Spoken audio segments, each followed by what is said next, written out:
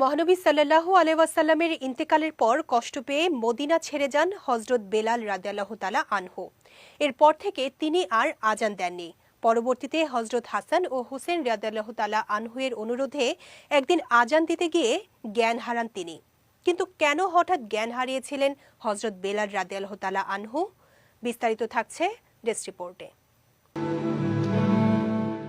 রাসূল সাল্লাল্লাহু আলাইহি ওয়াসাল্লাম পৃথিবী ছেড়ে যাওয়ার পর হযরত বেলাল রাদিয়াল্লাহু তাআলা আনহু প্রায় পাগলের মতো হয়ে পড়েন।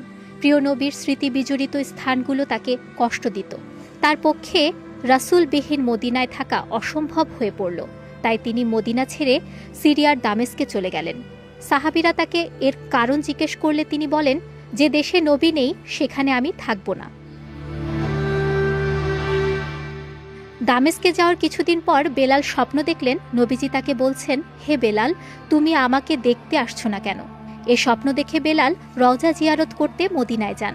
হযরত বেলালের আগমনে মদিনাবাসী আবেগে আপ্লুত হয়ে পড়ে, কারণ তিনি ছিলেন রাসূল সাল্লাল্লাহু আলাইহি ওয়াসাল্লাম কর্তৃক নিযুক্ত মুয়াজ্জিন। কিন্তু নবীজির ইন্তেকালের পর হযরত বেলাল আর আজান দেননি। তাই বেলালকে মদিনায় পেয়ে তার কণ্ঠে আজান শুনতে সাহাবীরা ব্যাকুল হয়ে ওঠেন। তারা তাকে আজান দেওয়ার অনুরোধ জানালেন, কিন্তু অপারগতা প্রকাশ করে বেলাল বলেন, আমাকে আজান দিতে বলো না, কারণ আজান দিতে গিয়ে আশহাদু আন্না মুহাম্মাদুর রাসূলুল্লাহ বলার সময় মসজিদের মিম্বারের বাইরে যখন প্রিয় নবীকে দেখতে পাবো না, তখন আমি সহ্য করতে পারবো না।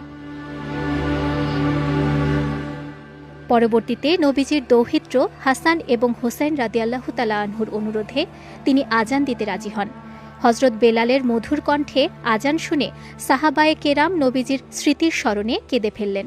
কিন্তু আজানের মাঝেই হযরত বেলাল রাদিয়াল্লাহু তাআলা আনহু অজ্ঞান হয়ে যান। জ্ঞান ফেরার পর তিনি বলেন, আশহাদু আন্না মুহাম্মাদুর রাসূলুল্লাহ বলার সময় মসজিদের মিম্বারের বাইরে প্রিয় নবীকে দেখতে না পেয়ে আমি জ্ঞান হারিয়ে ফেলি। বিজয় টিভি নিউজ ডেস্ক।